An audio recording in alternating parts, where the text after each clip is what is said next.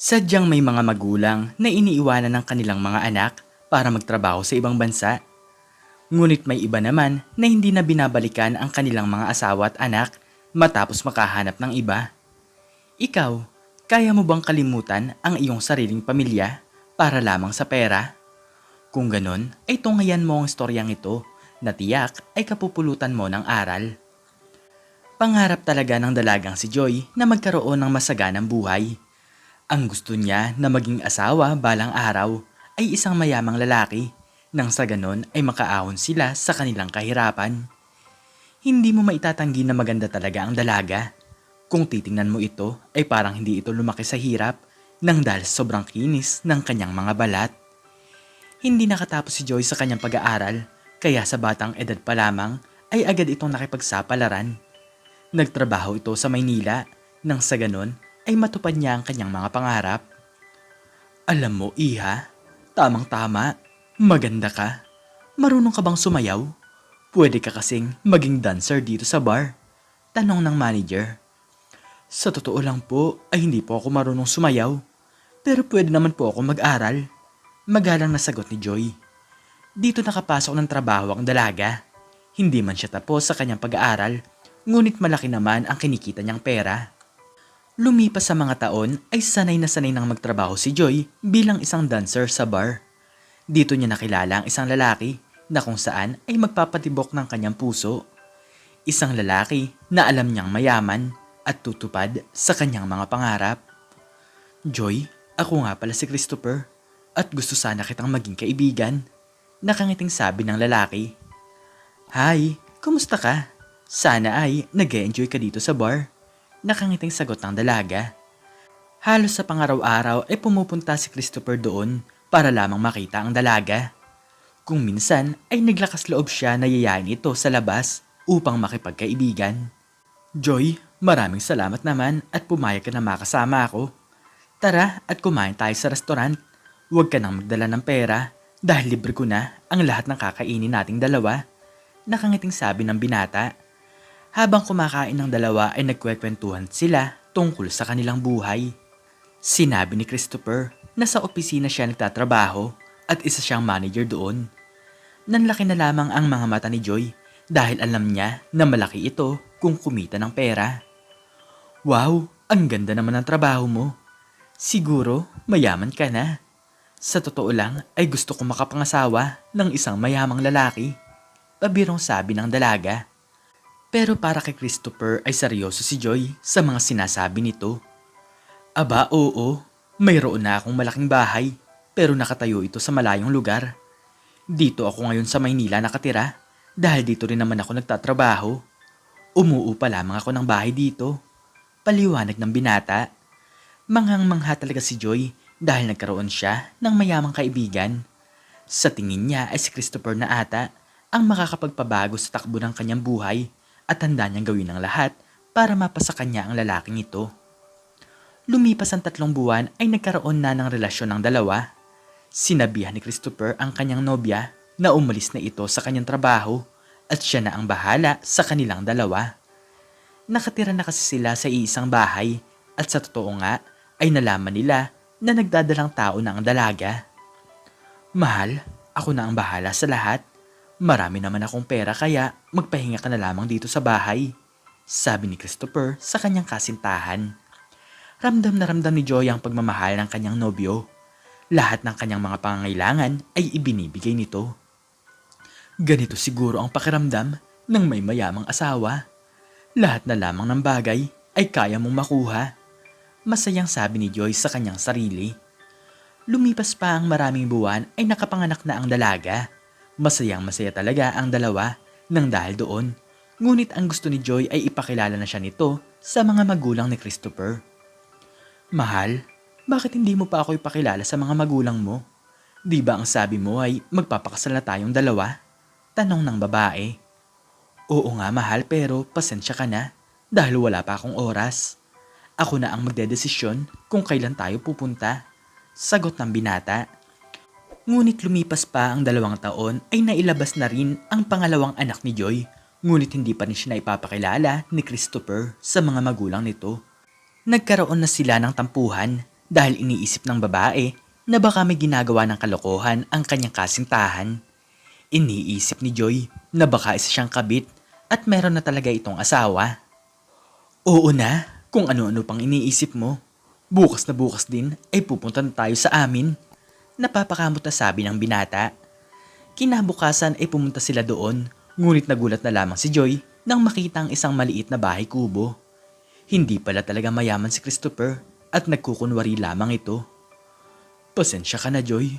Mahal talaga kita pero natatakot lang ako na hindi mo ako magustuhan. Ang sabi mo kasi sa akin dati ay ang gusto mo ay ang isang lalaking mayaman.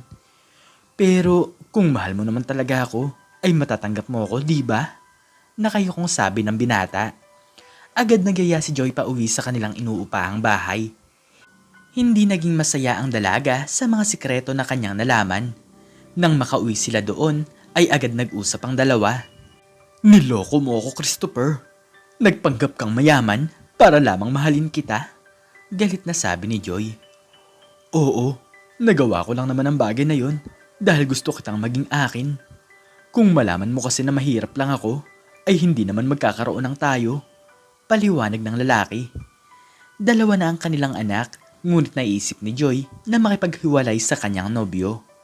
Kinabukasan ay pumasok sa trabaho si Christopher, kaya nagkaroon ng pagkakataon ng babae na umuwi sa kanilang probinsya nang walang paalam. Lumipas sa maghapon sa pag-uwi niya sa kanilang inuupahang bahay, ay wala na doon si Joy, pati na rin ang kanyang dalawang anak. Napansin niya na wala na doon ang mga gamit ng mga ito. Hindi malaman ni Christopher kung saan niya ito hahanapin. Sa loob kasi ng mahabang panahon ay hindi man lamang nabanggit ng babae kung saan talaga sila nakatira. Galit na galit si Christopher at hindi malaman ang kanyang gagawin. Binasag nito ang lahat ng mga kagamitan sa bahay dahil pera lang pala talaga ang habol sa kanya ng dalaga. Hayop ka, Joy. Hindi mo pala talaga ako mahal. Isinama mo pa ang ating mga anak. Umiiyak na sabi ni Christopher sa kanyang sarili. Lumipas ang isang linggo ay nagtataka na talaga ang mga kapitbahay ng binata. Kahit isang beses kasi ay hindi pa ito lumalabas. Napilitan nilang sirain ang pintuan, ngunit nanlaki na lamang ang kanilang mga mata nang dahil sa kanilang nakita. Wala ng buhay si Christopher at ang sabi ng mga nag-imbestiga ay binawian ito ng buhay nang dahil sa sobrang pag-iisip at nang dahil sa sobrang sama ng nararamdaman. Samantalang si Joy naman ay nakauwi na sa kanilang probinsya. Oh, anak, sino naman ang dalawang bata na yan? At bakit kasama mo sila? Nagtatakang tanong ni Aling Dahlia. Nay, sila po ang aking mga anak. Uunahan ko na po kayo pero wala na po ang tatay nila dahil naghiwalay na po kaming dalawa. Niloko niya po ako at naghanap po siya ng iba. Pagsisinungaling ni Joy. Lumipas ang 2 taon ay nakahanap ng trabaho ang dalaga sa ibang bansa. Iniwanan niya ang kanyang 2 anak kay Aling Dahlia at nangakong bibigyan niya ito ng suporta. Hindi pa rin nawawala sa isipan ng dalaga na makakahanap siya ng mayamang mapapangasawa. Gusto niya talagang maranasan ang isang buhay prinsesa na kung saan ay titingalain siya ng maraming mga tao. Anak, mag-iingat ka ha. Palagi kang tumawag sa akin. Wala akong magandang trabaho, kaya palagi ka magpadala ng pera para maibili ko ng gatas ang aking mga apo. Sabi ni Aling Dahlia. Opo, Nay. Ako na po ang bahala sa lahat. Sagot ni Joy. Nagtrabaho ang dalaga sa ibang bansa bilang isang katulong sa isang mayamang pamilya. Nakilala niya doon ang isang binatang anak ng kanyang mga amo at kahit na ang lalaki ay namangha sa ganda ng isang Pilipina. Lumipas sa mga buwan ay nagkaroon ng relasyon ng dalawa. Hindi sinasabi ni Joy na meron na siyang mga anak dahil baka madismaya sa kanya ang kanyang Amerikanong nobyo. Bakit kaya hindi tumatawag sa akin si Joy? Kailangan ko na ng pera, pero kahit na isang beses ay hindi pa siya nagpapadala. Malungkot na sabi ni Aling Dahlia sa kanyang sarili. Sunod-sunod na problema na lamang ang dumadating sa matandang babae. 3 na ang kanyang inaalagaan dahil may sakit din ang kanyang asawa. Nabubuhay na lamang sila sa mga tulong ng kapitbahay na kung saan ay alam ng mga ito ang ginawa ni Joy sa kanyang mga magulang at anak. Natutunan ni Aling Dahlia na mamalimos, mapakain lamang ang kanyang mga apo. Mabuti na lamang ay pinaaral ng kanyang dating amo ang dalawang bata na kanyang inaalagaan. Lumipas sa 5 taon ay nag-aaral na ang dalawa sa elementarya nang hindi nakikilala kung sino ba ang kanilang ina. Lola, kung hindi po ikaw ang nanay namin, nasaan po ba talaga si nanay? Inosenteng tanong ni Andrew. Iniwanan na tayo ng nanay niyo. Hindi ko rin alam kung ano na ba ang balita sa kanya. Malungkot na sagot ni Aling Dahlia. Ngunit nang tumungtong na sa high school si Andrew at Jerome, ay biglang umiyak ng malakas ang kanilang lola. Hirap na kasi si Aling Dahlia, ngunit nalaman niya na may asawa ng iba ang kanyang anak na si Joy. Bakit hindi mo man lang sinusuportahan ang dalawa mong anak? Hirap na kami dito, tapos nagpapakasarap ka lang pala sa iyong kayamanan. Pasigaw na tanong ng matanda sa telepono. Kayo na po ang bahala sa kanila. Hindi alam ng aking asawa na meron na akong anak, kaya ito na po ang huli kong tawag. Sagot ni Joy. Halos masira ang telepono ni Aling Dahlia matapos itong ibato ng matanda. Galit na galit ito sa kanyang anak sapagkat nagawa nitong kalimutan ang kanyang mga apo para lamang sa pera. Lola, tama na po. Si nanay po ba ang kausap niyo? Tanong ni Andrew. Oo, apo. Wala na siyang pakialam sa atin dahil may asawa na daw siya doon. Mayaman na pala ang nanay niyo pero hindi man lang tayo magawang suportahan. Umiiyak na sabi ni Aling Dahlia.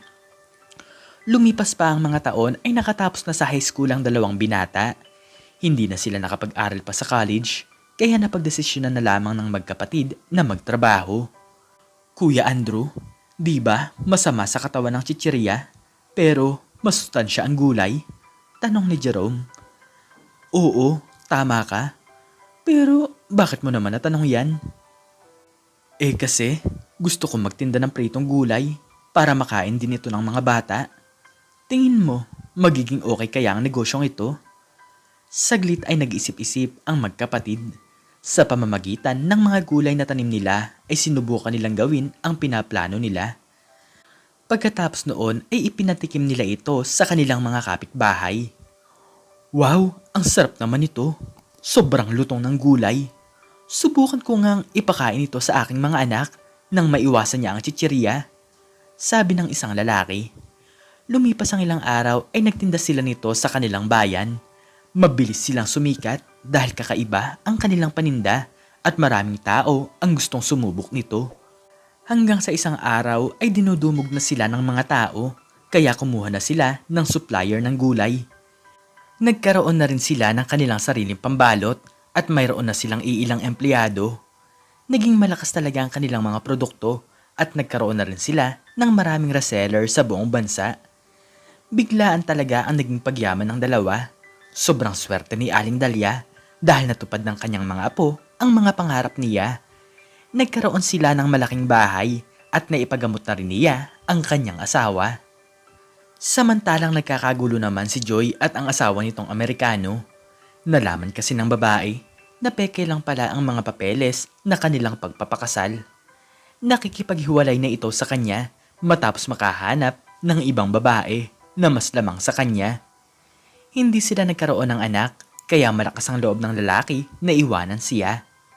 Walang ibang inaasahan si Joy kundi ang kanyang sarili kaya umuwi na lamang ito sa sariling bansa. Nagulat na lamang si Aling Dahlia nang makita ang kanyang anak. Hayop ka! Lumayas ka dito! Galit na sabi ng matanda. Lola, siya po ba ang aming ina? Ano po ang ginagawa niyo dito? Matapos kayong umalis sa loob ng 20 taon, ay babalik kayo dito nang parang walang nangyari? Galit na tanong ni Andrew. Mga anak, patawarin niyo ako. Umiiyak na sabi ni Joy. Sige. Pinapatawad namin kayo, pero lumayas kayo dito. Ngayong wala na kayong pera, ay sa amin kayo lalapit. Paano naman kami nung kailangan namin ng tulong nyo? Umalis na kayo dahil hindi namin kayo kailangan. Galit na sabi ng magkapatid. Masakit talaga para sa dalawa na biglaan na lamang nilang makikita ang kanilang nanay. Iniwan sila nito at pinabayaan, tapos ngayon ay hihingi ng kapatawaran. Nagpatuloy sa negosyo ang magkapatid at lalong gumanda ang kanilang buhay. Samantalang si Joy naman ay naging mahirap at hindi natupad ang kanyang mga pangarap. Kung hindi lang sana niya iniwan ang kanyang asawa at mga anak, ay makakamit sana niya ang kagustuhan niyang mangyari. Ngunit ngayon ay panay pagsisisi na lamang ang kanyang naipon sapagkat malaking pagkakamali ang kanyang nagawa. Lumipas sa mahabang panahon ay pumanaw na si Aling Dahlia at matanda na si Joy. Nang dahil sa konsensya ay natutunan din namang tanggapin ng magkapatid ang kanilang tunay na ina. Mga anak, patawarin niyo ako dahil kahit na isang beses ay hindi ko na iparamdam ang pagiging nanay ko sa inyo. Umiiyak na sabi ni Joy. Niyakap ng dalawang lalaki ang kanilang ina dahil kahit anong mangyari ay ito pa rin ang nanay nila.